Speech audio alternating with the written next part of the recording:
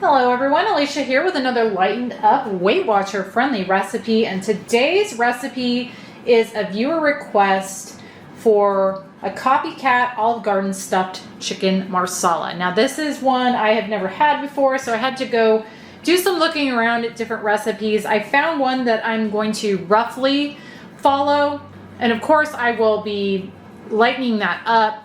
I'm going to be making quite a few changes to it like I typically do as far as ingredients, but also in this one, kind of just the way they're doing it, I'm going to be changing a little bit too. But I will be sure to have the recipe that I am using as inspiration down below, because I definitely want to credit them, so you can go check that out if you want. But let me jump into ingredients and I will show you what you're going to need to make this. First off, you're going to need some boneless, skinless chicken breasts. I've got 3 large here, and it's just right around 3 pounds. You don't need to use that much or that big of chicken breast. That's just what I have, so I'm gonna go with that. Next up, I've got a couple tablespoons of green onions or scallions chopped up here. And here I've got half of a sweet yellow onion that I've just kind of diced into strips. Back here is 8 ounces of baby portobello mushrooms. And here is kind of the star of the show, or the recipe, and that is Marsala dry wine. Now, I looked at quite a few recipes for this because, as I said, I've never had the copycat Olive Garden chicken marsala before.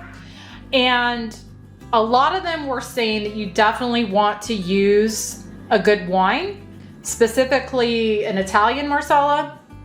So I went on the hunt, and it was actually a little difficult to find. So I wanted to point out that for me, in my area, you can't get this in, say, a grocery store. I had to go to a liquor store, and I think the reason for that is this is a fortified wine, which just means it's a little higher alcohol level. So I think a lot of grocery stores don't carry this. Now I'm sure you can find some that do, but a lot don't. So if you're wanting to use an actual Marsala dry wine, you're gonna have to probably go to a liquor store to get it. That being said, you could use the cooking wine that you can get at the grocery store, but from what I was seeing, it wasn't recommended. But in a pinch, if that's all you can get, you can definitely use that. But I just wanted to say all that because, again, this took me a really long time to find this. So I wanted to save you guys that trouble yourself. If you want to find a Marsala wine, the best bet is going to be a liquor store. So you're gonna need a cup of Marsala. Back here, I've got some olive oil. You're gonna need a tablespoon of that. And then here, I've got some salts and pepper. You're gonna be needing that for several steps in this. Next up, I've got some reduced fat mozzarella cheese. I'm gonna be using half cup of that. And then a half cup of shredded Parmesan cheese. Here, I've got some panko Italian style breadcrumbs. You're gonna need a half cup of these. And then here, I've got some sun-dried tomatoes. You're gonna need 2 tablespoons of these drained and chopped. You're gonna need a teaspoon of minced garlic, a teaspoon red pepper flakes, and then back here I've got some silk almond milk. You're gonna need a 1/4 cup of that, and some Greek yogurt. You're gonna need 3/4 cup, non-fat I should say. You're also gonna need a light butter spread. I like this Brummelin Brown. It's 50% less calories and fat than regular butter. So you're gonna need 3 tablespoons of a light butter spread, and then finally, 2 tablespoons of all-purpose flour. And I think that is everything. So let me get this started. So first off, in a medium-sized bowl here, I'm gonna add in all my filling ingredients. So first off, I've got half cup Parmesan cheese, half cup mozzarella cheese, half cup Greek yogurt, and green onions, and 2 tablespoons of the sun-dried tomatoes I've chopped up. And I went ahead and just blotted those with a paper towel to get as much of the oil off as I could. A teaspoon red pepper flakes, and teaspoon minced garlic, and then finally my breadcrumbs. I'm gonna just mix all of that together really well. All right, I've got that mixed together well, so now I'm gonna set that aside and work on my chicken breast. So what I'm gonna do with my chicken breasts is I'm gonna just cut them in half horizontally, but not cut all the way through. Just kind of butterflying them.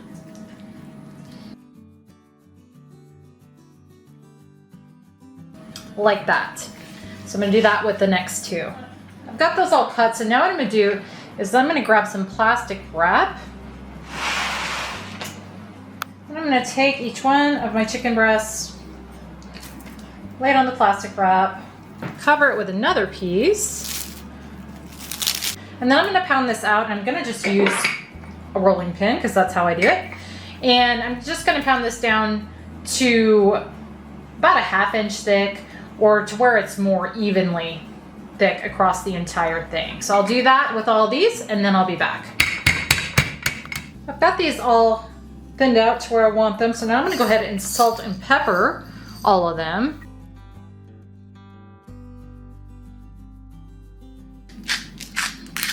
And I'm just doing very light salt. Okay, so now those are ready to go over to the stove. So I've got my large pan here, heating on medium heat. And to that I'm gonna add in a tablespoon of olive oil. Let that get nice and heated in there. I thought that is nice and heated up. I'm gonna go ahead and add in my chicken. And unfortunately, since these are so big, I'm only gonna be able to do one at a time. But I'm gonna just let that cook in there for a few minutes. I just wanna kind of get a browning on it on each side.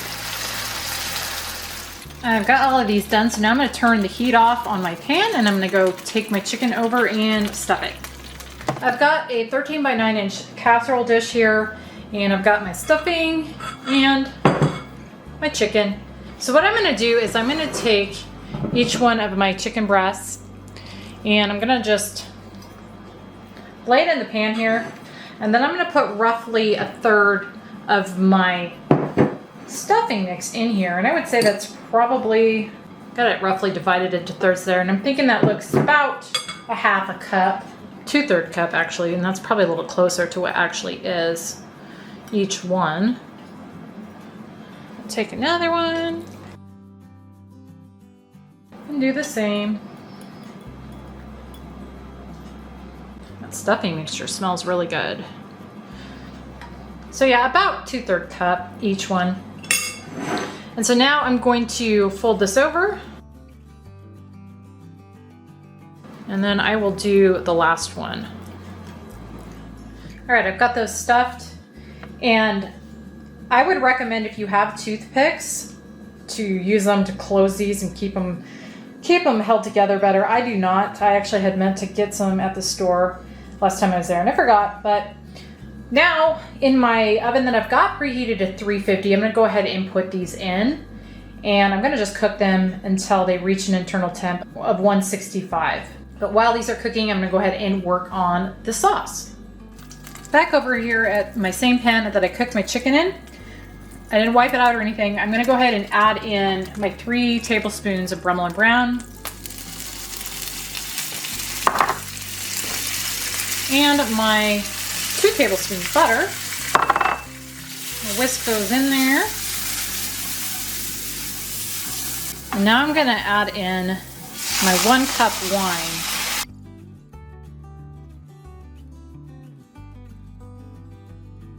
And I'm gonna just let this cook in here and continue to whisk it until it starts to thicken up a little bit. I've been whisking this for a couple of minutes now, and it's thickened up pretty well. So now what I'm gonna do is I'm gonna take my 1/4 cup almond milk I've got measured out here. I'm gonna add my 1/4 cup Greek yogurt to it, and I'm gonna whisk those together. And I've also turned my heat down on my sauce now that I've got it thickened nicely. So I'm gonna temper this by putting it in the microwave for about 20 seconds, just so it's not super cold when I'm adding it into that really hot liquid. And now I'm gonna just add this slowly in and whisk it in. Again, my heat is on low right now. So I'm gonna just keep continuing to whisk this and let it cook for probably another 5 minutes or so on a low heat. Now that I've let this cook another 5 minutes, I'm gonna go ahead and remove it from the heat and grab myself another frying pan. And on medium heat, I'm gonna add in my onions. And I'm gonna just let these cook in here for about a couple minutes. I just wanna give them a little head start on the mushrooms. I've let my onions cook in there a couple minutes. Now I'm gonna add in my mushrooms. And I'm gonna just lightly salt and pepper these.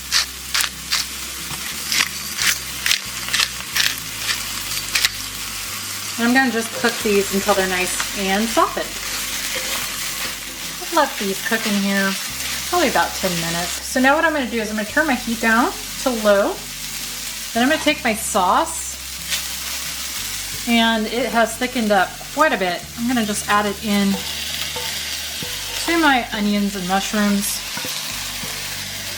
Or you could add your mushrooms and onions into your sauce, however you want to do it. This is a little bigger pan though, so I'm gonna add my sauce in to here and stir that in. And that is looking good. So now we are just waiting on the chicken. So I'm gonna go ahead and actually turn my heat off on this now because I don't want to continue to cook it. And the chicken is almost done. So once that's done, we'll pull it out and assemble this. All right, these took about 35 minutes to reach an internal temp of 165, all of them. A couple of them that were a little smaller hit before that. But 35 minutes is what it took for all of them. And to keep my sauce from getting cold, I went ahead and just covered it with some foil, the pan.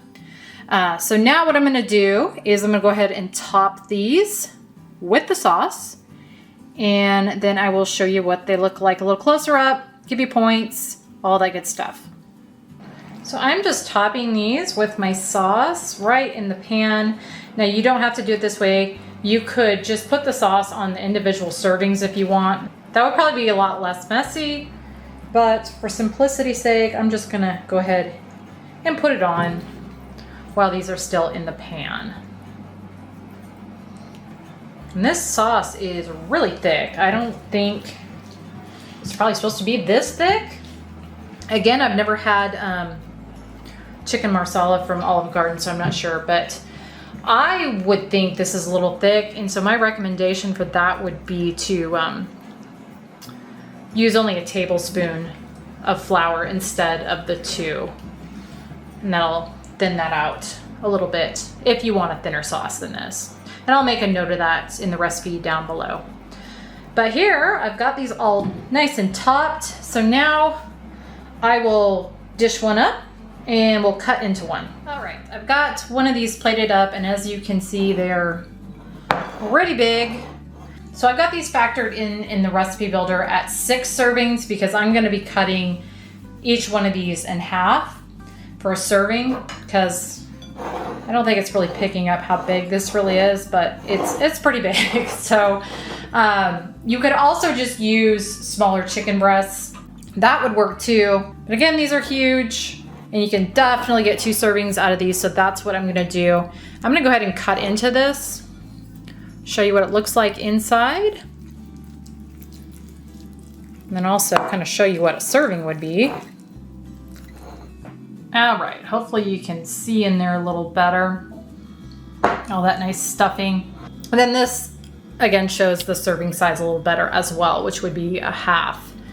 So this stuff smells amazing, I can say that much. I'm gonna give it a little bite because my hubby's not here right now. So I'm gonna give it a little taste first, see what I think of it. And then when he gets back, he can try it. Get a little bit of everything there in that. Well, I did until I lost my onion. That is very, very, very good. I will say though, I'm gonna definitely side on the fact that the sauce is too thick, for me anyway. So the next time I make this, and based on how good that is, I'll definitely be making it again. I'm gonna use a tablespoon of flour instead of the 2, so that my sauce is a little bit thinner than that, because that's a little too thick for me. But the flavors in this are amazing. There is quite a bit of heat from that red pepper, I will say that. So if you're not into heat like that, you might want to lower that amount or not use it at all. I do think it adds a nice little touch though with the heat to it. But again, that filling, ooh, it's very, very good. It's very rich with the different cheeses in there. I can taste the sun-dried tomatoes. It's just very, very good. Definitely, definitely good. And the sauce is good too. I did forget to mention that when you're done making it, to give it a little taste test and see if you need any additional salt, pepper. I didn't to mine, but I usually go pretty low salt on things. So I wanted to point that out as well. But the sauce itself is good. That wine is really good in that. It definitely tastes good in this sauce. And I do think it adds a nice kind of depth to the flavor of the sauce. So I'm glad I went and tracked that down. But yeah, that's very good. So I think I forgot to give the points on this. A half or a serving of this, which again, I've got it factored in at 6 servings, is going to be 6 points. And I don't think that is bad at all. Because again, this is just packed full of flavor from the stuffing to the sauce. Just really, really good. All right, guys, if I can get my hubby to give this a try, I will. But if not, thank you so much to the person that requested this. It's absolutely delicious. And again, it's something I probably wouldn't have made unless it was requested. So that's why I love when you guys request stuff. But anyway, I'll either see you back with my husband or this will be it. But thanks for watching either way, guys. Here we go. All right, my hubby's back. That's not so warm anymore, but you don't care anyway, right? Excuse me. No, I don't. Unless I do. But rarely. That doesn't make any sense. No, that didn't make any sense, but it's all good.